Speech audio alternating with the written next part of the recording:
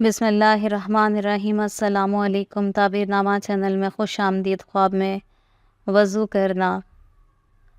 حضرت ابن سیرین رحمۃ اللہ علیہ فرماتے ہیں، اگر دیکھے کہ اس نے ہاتھ اور منہ صاف پانی سے دھویا ہے، دلیل ہے کہ غم سے نجات حاصل کرے گا، اور اگر بیمار ہے تو شفا پائے گا، قرض دار ہے تو قرض سے نجات حاصل ہوگی، اور اگر دیکھے کہ بے ہاتھ منہ دھوئے نماز پڑھتا ہے تو دلیل ہے کہ اس کا دین ضعیف ہے اور اس کا مال ہاتھ سے جائے گا۔